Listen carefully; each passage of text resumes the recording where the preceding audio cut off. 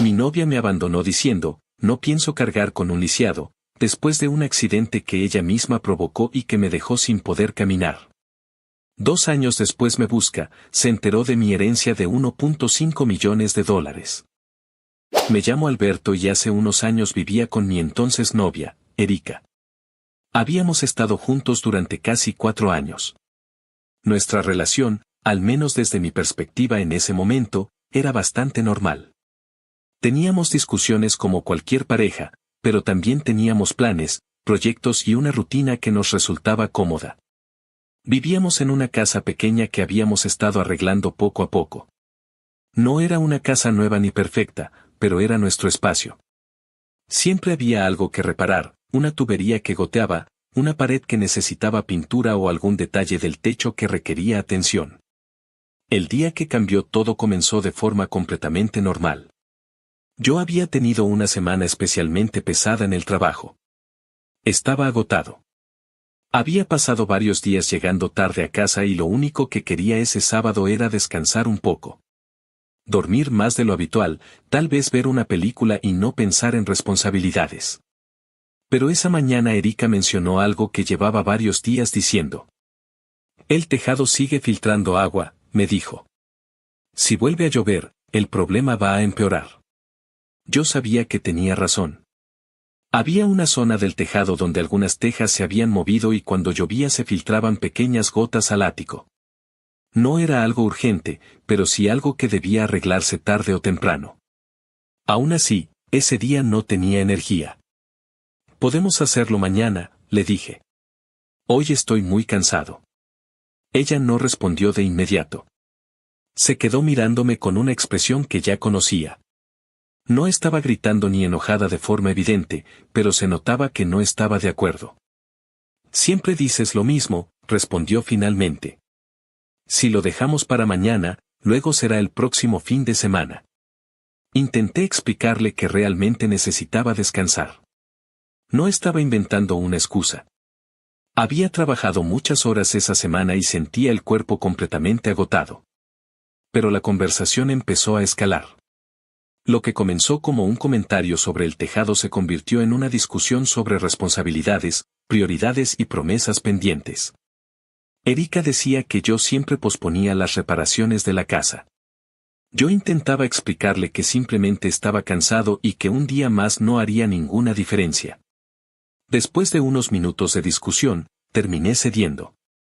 En parte porque sabía que, al final, el trabajo debía hacerse. Pero también porque no quería seguir discutiendo por algo que, objetivamente, no era tan complicado de resolver. Está bien, dije suspirando. Lo arreglo ahora. Recuerdo claramente el momento en que salí al patio trasero para buscar la escalera. Incluso ahora, cuando pienso en ese día, me pregunto qué habría pasado si simplemente hubiera insistido en hacerlo al día siguiente. Pero en ese momento no parecía una decisión importante. Coloqué la escalera apoyada contra el borde del tejado. Era una escalera metálica que habíamos usado otras veces para limpiar canaletas o revisar las tejas. No era la primera vez que hacía algo así.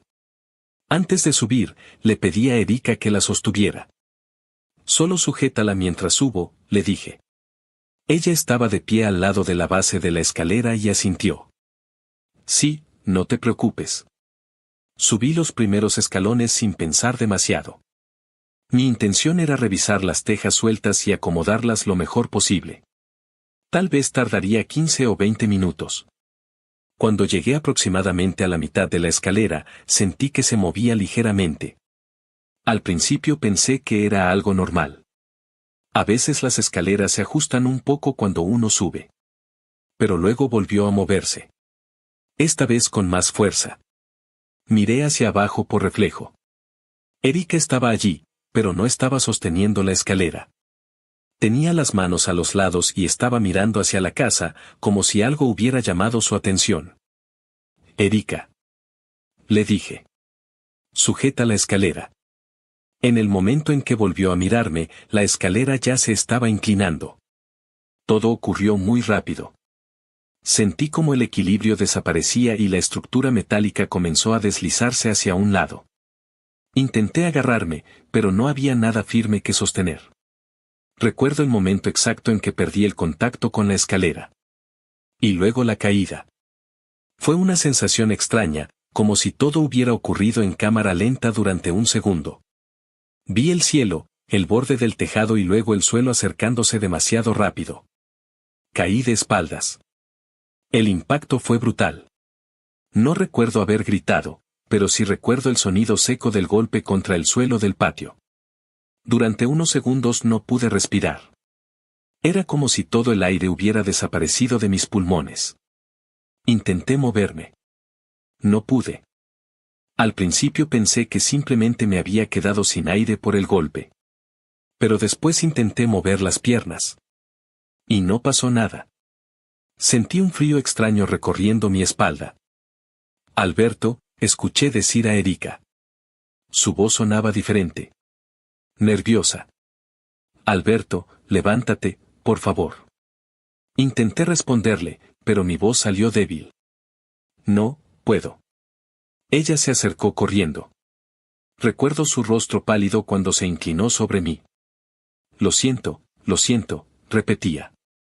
No vi que la escalera se movía. Yo apenas podía concentrarme en lo que decía. Había una presión intensa en mi espalda y una sensación de entumecimiento que comenzaba a extenderse por mi cuerpo.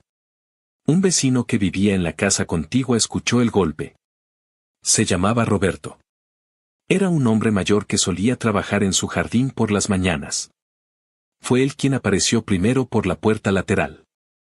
¿Qué pasó?, preguntó. Erika estaba casi llorando. Se cayó de la escalera. Roberto se acercó rápidamente y me observó con atención. No lo muevan, dijo con firmeza. Sacó su teléfono y llamó a emergencias. Esos minutos se sintieron eternos. Yo estaba acostado mirando el cielo, tratando de entender qué estaba pasando. Sentía partes de mi cuerpo, pero otras no. Era una sensación confusa y aterradora. Erika no dejaba de repetir que lo sentía. Fue un accidente, decía. Lo siento mucho.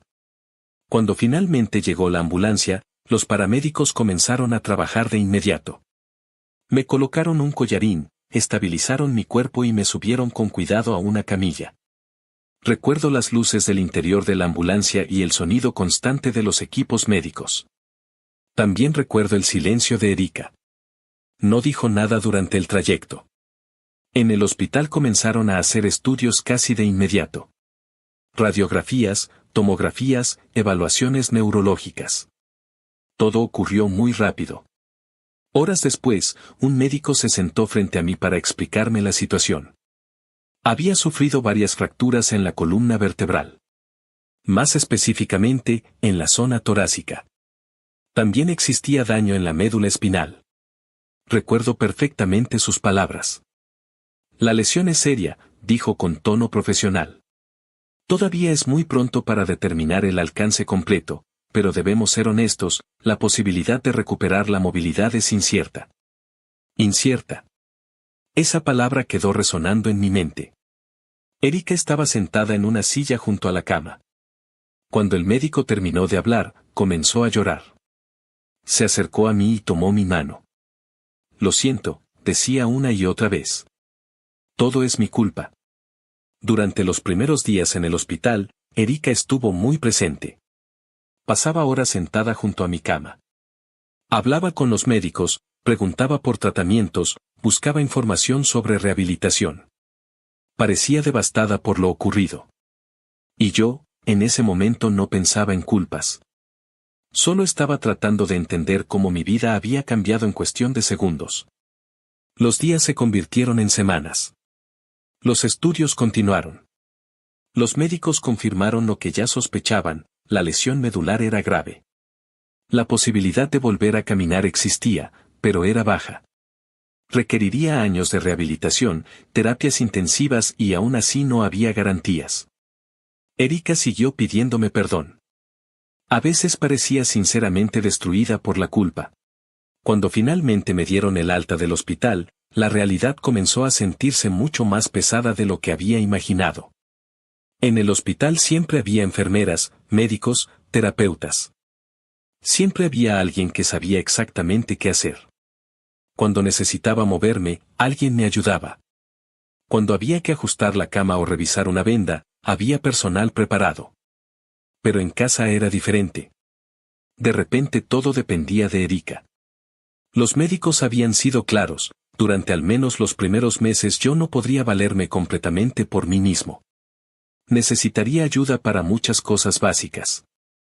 Cambiar de posición, pasar de la cama a la silla de ruedas, bañarme, incluso algunas tareas simples del día a día. Al principio Erika parecía decidida a ayudar. Los primeros días en casa fueron extraños, pero relativamente tranquilos. Habíamos preparado una habitación en la planta baja para evitar escaleras. También habíamos conseguido una silla de ruedas básica que el hospital recomendó. Erika me ayudaba a levantarme por las mañanas, a acomodarme en la silla, a moverme por la casa. A veces se sentaba frente a mí y volvía a pedirme perdón. Todo va a mejorar, me decía con los ojos rojos. Vamos a encontrar una forma de que vuelvas a caminar.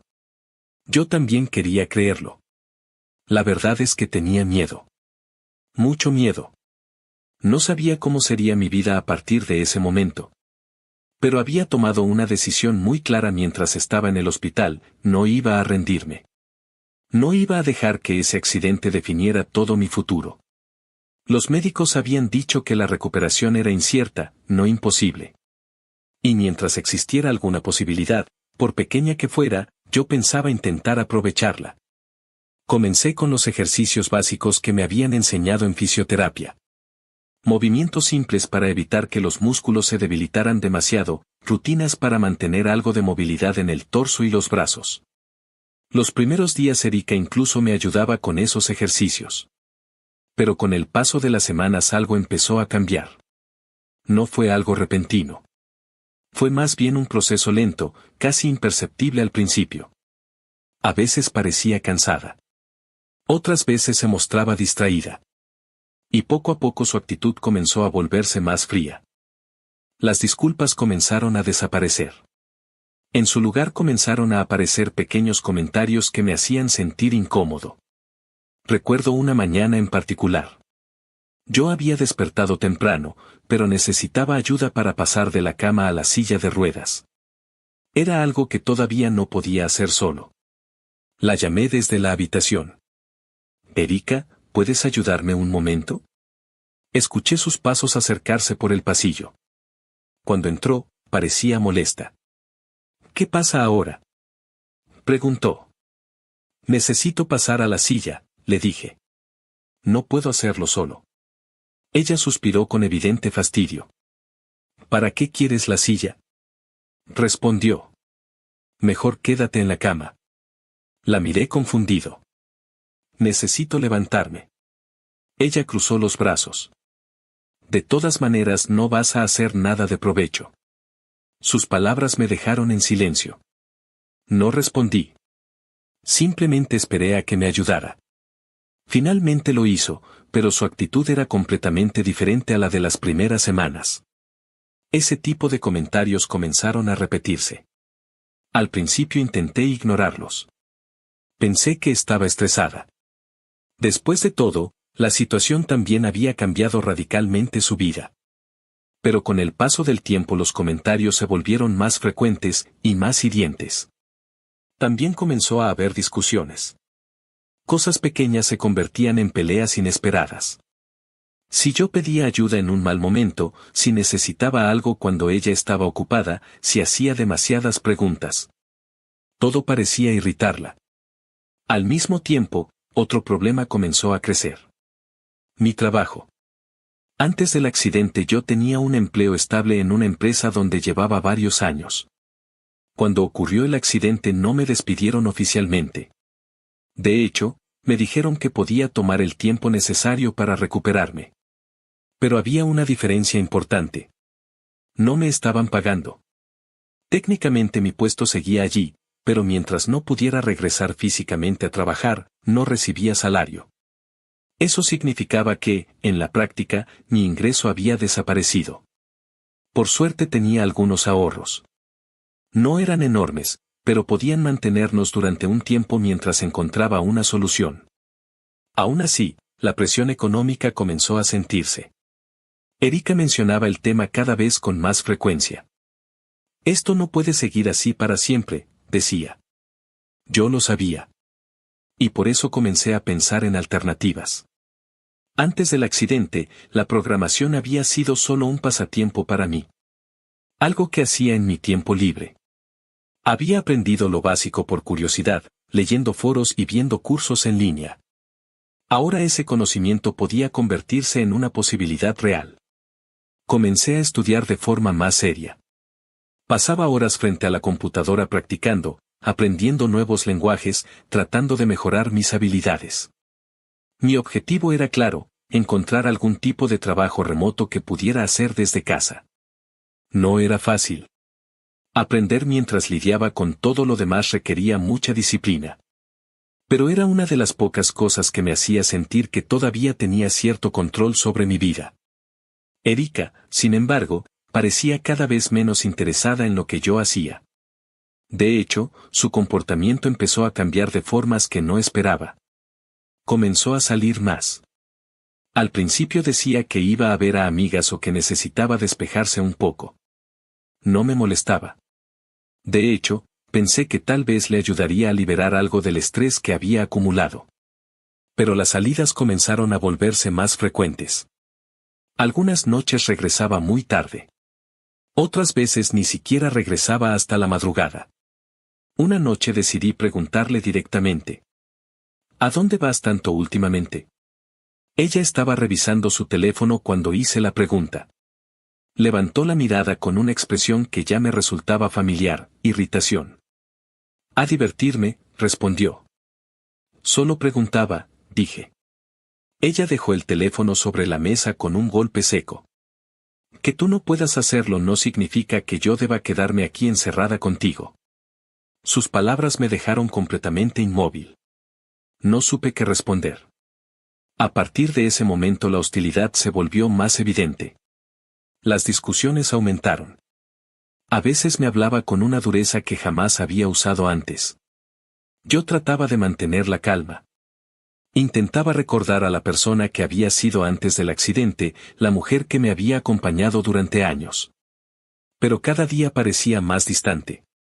Más fría. Más impaciente.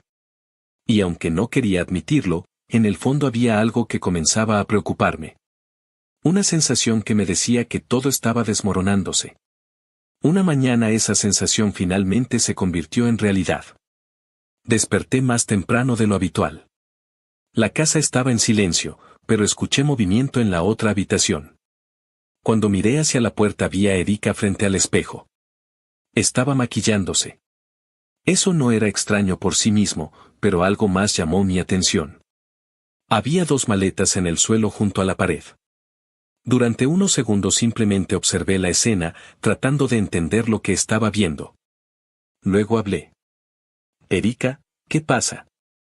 Ella no respondió de inmediato. Terminó de aplicar el maquillaje con calma antes de mirarme a través del espejo. Me voy. Sus palabras fueron tan directas que por un momento pensé que había escuchado mal. ¿A dónde? Pregunté. Ella se giró lentamente hacia mí. Me voy de aquí.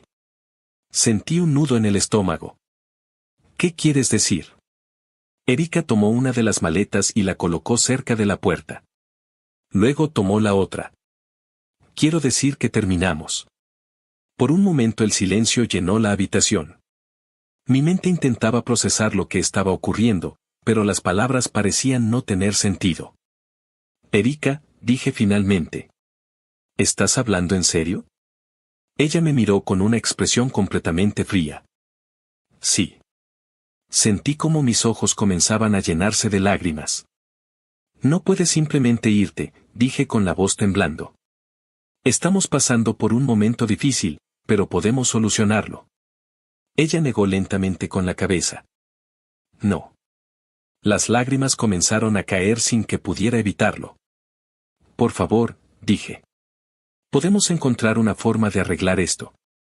Erika suspiró, como si la conversación la estuviera cansando. soy muy joven aún, dijo finalmente. Sus palabras llegaron seguidas de una frase que jamás olvidaré. No pienso cargar con un lisiado. El silencio que siguió fue absoluto. Ella tomó las maletas y caminó hacia la puerta. No miró atrás. No dijo nada más. Simplemente salió de la casa. Y me dejó allí, completamente solo. Recuerdo que me quedé mirando la puerta durante varios minutos, esperando algo que nunca ocurrió. Tal vez una disculpa, tal vez que regresara diciendo que todo había sido un error. Pero no volvió. Los primeros días fueron los más difíciles. No solo por lo emocional, sino por lo práctico. Hasta ese momento Erika había sido quien me ayudaba con muchas cosas básicas. De repente tenía que aprender a resolver todo por mi cuenta. Las primeras mañanas fueron caóticas. Pasar de la cama a la silla de ruedas era complicado. Los médicos me habían enseñado algunas técnicas en el hospital, pero aplicarlas solo era otra historia. Varias veces estuve a punto de caer. Otras veces tardaba 20 minutos en algo que antes tomaba unos segundos. Pero poco a poco comencé a adaptarme. Descubrí formas de apoyarme con los brazos, a usar la fuerza del torso, a mover la silla en ángulos que facilitaran el traslado. No era elegante ni rápido, pero funcionaba. El proceso fue lento. Cada semana aprendía algo nuevo. Aprendí a cocinar sentado. A lavar ropa. A mover objetos con herramientas improvisadas. A organizar la casa para que todo estuviera al alcance. La independencia, incluso en pequeñas cosas, empezó a convertirse en una victoria personal. Emocionalmente también tuve que reconstruirme. Había días en los que recordaba las palabras de Erika y me invadía una mezcla de tristeza y rabia. Pero también había días en los que simplemente estaba concentrado en avanzar, en encontrar una manera de seguir adelante. El trabajo fue una parte importante de eso. Continué estudiando programación con más disciplina que antes. Ya no era solo un pasatiempo, era mi única posibilidad real de tener un ingreso. Pasaba horas frente a la computadora aprendiendo desarrollo web. Lenguajes, frameworks, bases de datos. Todo lo que pudiera ayudarme a conseguir trabajo. Al principio tomé pequeños proyectos. Diseñar páginas sencillas para negocios pequeños, reparar errores en sitios existentes, hacer mantenimiento básico. Nada espectacular, pero suficiente para empezar a ganar algo de dinero. Con el tiempo, esos proyectos comenzaron a multiplicarse. Los clientes recomendaban mi trabajo a otros. Algunas empresas pequeñas necesitaban páginas web simples y funcionales, y yo podía ofrecer exactamente eso. Un año después de que Erika se fue, mi vida era completamente distinta. Seguía en la silla de ruedas, pero ya no dependía de nadie para vivir. Podía moverme por la casa sin ayuda, trabajar varias horas al día y mantener mis gastos básicos. Incluso había progreso en mi rehabilitación. Podía mover los pies ligeramente. También podía levantar un poco las piernas, aunque no tenían fuerza suficiente para sostener mi peso. Los médicos decían que era una señal positiva, aunque todavía quedaba un camino largo por recorrer. Mi familia, sin embargo, siempre había sido pequeña. No tenía hermanos. Era hijo único. Mi madre había fallecido varios años antes del accidente. Su muerte había sido difícil para mí, pero con el tiempo había aprendido a vivir con esa ausencia. Mi padre, en cambio, siempre había sido una figura distante. Mis padres se divorciaron cuando yo era muy joven. Después de eso, mi padre prácticamente desapareció de mi vida cotidiana. Lo veía una o dos veces al año, generalmente en visitas cortas. Nunca hubo conflictos directos, pero tampoco hubo una relación cercana. Con el tiempo simplemente dejamos de hablar con frecuencia. Pasaron años sin que nos viéramos. Por eso me sorprendió tanto cuando un día alguien tocó la puerta de mi casa. No esperaba a nadie. Rodé la silla hasta la entrada y abrí. Era mi padre. Por un momento ninguno de los dos dijo nada. Su mirada bajó inmediatamente hacia la silla de ruedas. La sorpresa en su rostro fue evidente. Dijo finalmente. ¿Qué te pasó? Lo invité a pasar. Nos sentamos en la sala y le conté la historia completa. El accidente, el hospital, la recuperación y finalmente lo que había ocurrido con Erika. Mi padre escuchó todo en silencio. Cuando terminé, parecía afectado. Después de unos minutos de silencio, le hice una pregunta que llevaba rondando mi mente desde que lo vi en la puerta. ¿Por qué viniste? Mi padre respiró profundamente antes de responder. Solo quería hacer las cosas bien. Lo miré sin entender. Entonces dijo algo que no esperaba. Estoy muriendo, hijo. Las palabras quedaron flotando en el aire. Los médicos dicen que no me queda mucho tiempo, continuó. Tal vez un mes.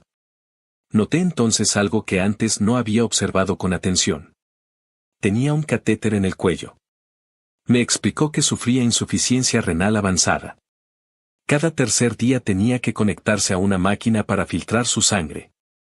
Ya no hay mucho que hacer, dijo con tranquilidad. Los médicos fueron claros. Su visita, según me explicó, tenía un motivo simple. Quería verme. Quería hablar conmigo antes de que fuera demasiado tarde. Mi padre se quedó en mi casa varios días. Durante ese tiempo hablamos más de lo que habíamos hablado en toda mi vida. Conversamos sobre el pasado, sobre mi infancia, sobre decisiones que él había tomado y de las que se arrepentía. También hablamos del presente. De mi trabajo, de mi rehabilitación, de lo que esperaba lograr en el futuro. Un día, mientras conversábamos en la sala, me vio pasar de la cama a la silla de ruedas sin ayuda. Era algo que ya hacía con relativa facilidad. También moví los pies ligeramente, algo que había empezado a practicar en las últimas semanas. Mi padre me observó con atención. Hay algo en ti, dijo después de un momento. ¿A qué te refieres? Esa determinación. Se inclinó ligeramente hacia adelante. Siento en ti esas ganas de salir adelante. Y sé que lograrás caminar de nuevo. Sus palabras me tomaron por sorpresa. No era algo que nadie pudiera garantizar. Pero escuchar eso de él tuvo un efecto extraño en mí. No pude evitar emocionarme. Me acerqué y lo abracé. Las lágrimas comenzaron a caer sin que pudiera detenerlas. Mi padre me abrazó con fuerza. Después de unos segundos dijo algo que nunca antes le había escuchado decir. Esta es la última vez que nos veremos. Respiró lentamente antes de continuar. Sé que tal vez es tarde, pero debo decirlo. Hizo una pausa breve. Te amo, hijo. Fue la primera vez en toda mi vida que escuché esas palabras de él. Y espero que algún día puedas perdonarme, añadió, por no haber estado tan presente en tu vida como probablemente hubieras querido. Me separé un poco para mirarlo. Te perdono, dije. Y también te amo. Mi padre sonrió ligeramente. Poco después se fue. Nos despedimos en la puerta de la casa. Sabíamos que probablemente sería la última vez que nos veríamos. 2 semanas después recibí una llamada. Era una mujer llamada Magda. Se presentó como la esposa de mi padre. Me explicó que él había fallecido esa mañana. Aunque la noticia no fue inesperada, sentí un vacío profundo. Magda también me dijo que mi padre le había dejado mi número para avisarme. Sabía que mi situación hacía difícil viajar o asistir a un funeral. Pero no era la única razón por la que llamaba.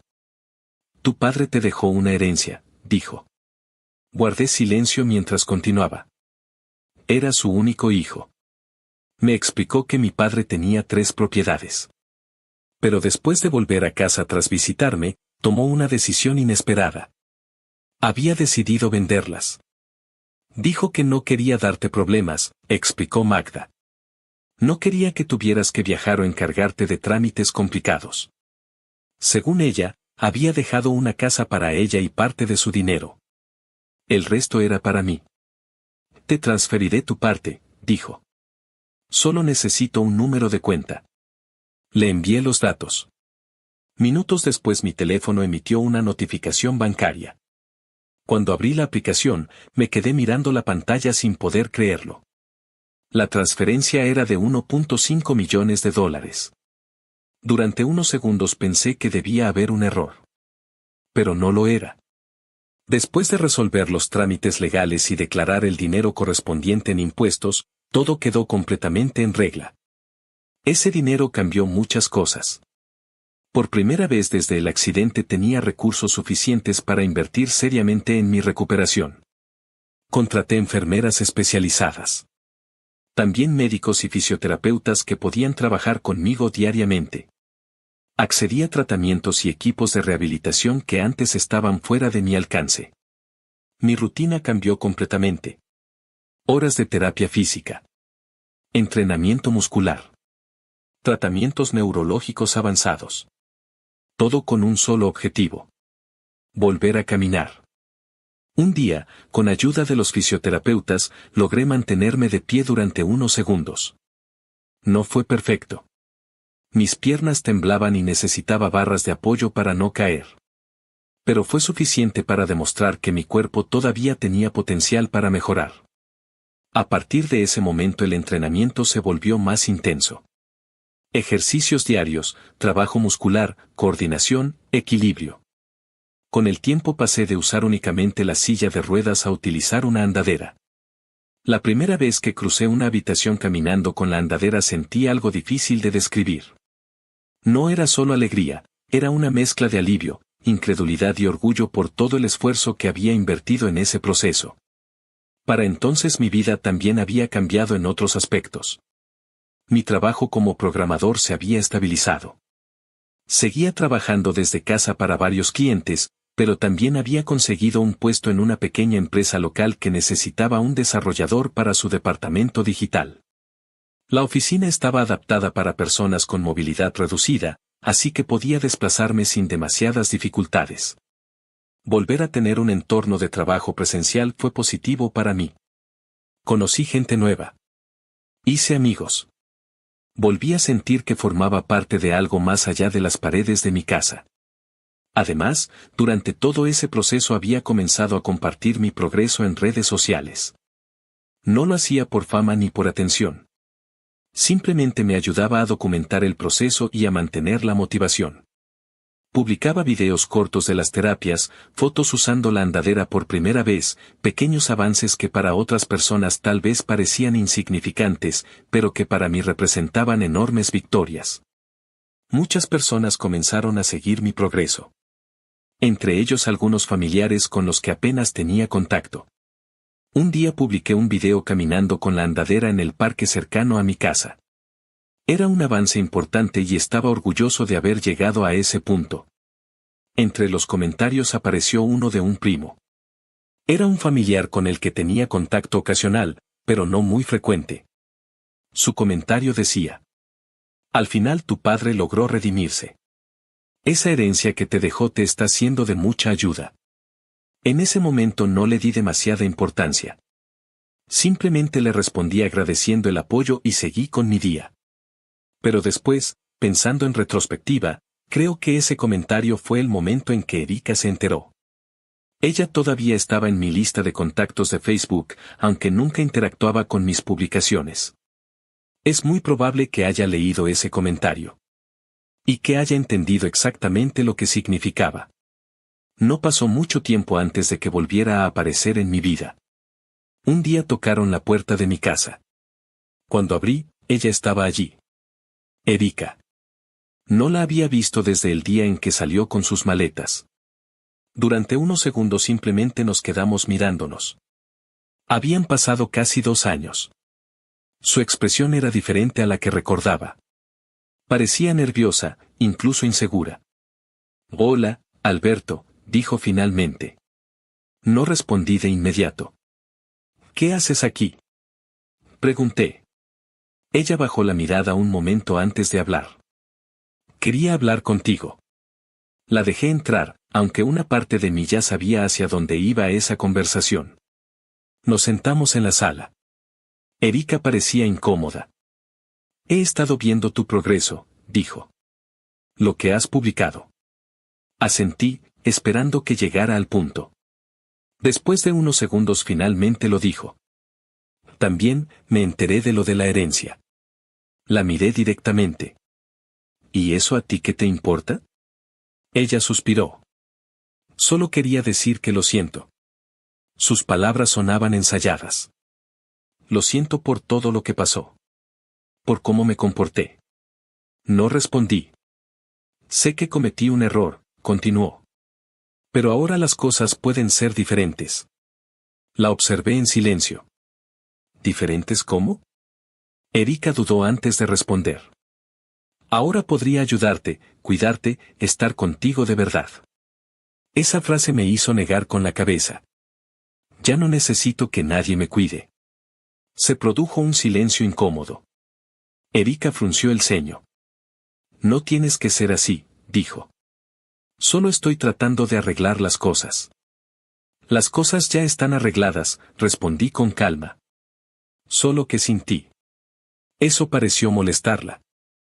No puedes seguir resentido para siempre.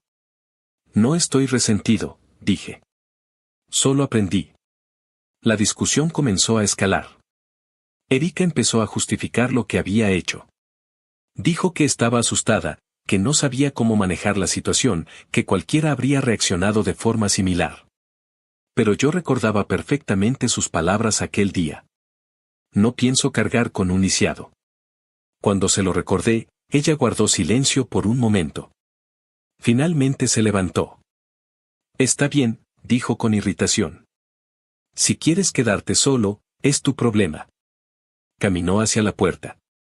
Antes de salir se giró una última vez. Su expresión ya no era de arrepentimiento. Era de enojo. Ojalá te vuelvas a caer. Y se fue.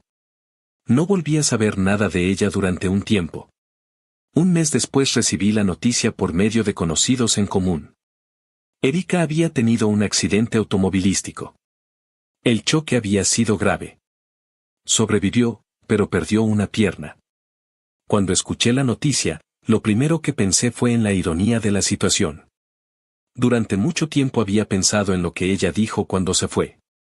En cómo había despreciado mi condición. En cómo decidió abandonarme cuando más la necesitaba. No voy a decir que sentí alegría al enterarme de lo que le ocurrió. La verdad es que no. Pero tampoco pude evitar pensar que, de alguna manera, la vida tiene formas extrañas de cerrar ciertos ciclos. Algunas personas lo llamarían karma. Yo simplemente lo vi como una coincidencia amarga. Hoy sigo trabajando, sigo entrenando y sigo intentando avanzar. Tal vez algún día vuelva a caminar completamente sin ayuda. Tal vez no. Pero algo que sí tengo claro es que mi vida siguió adelante. Y esa es una victoria que nadie puede quitarme.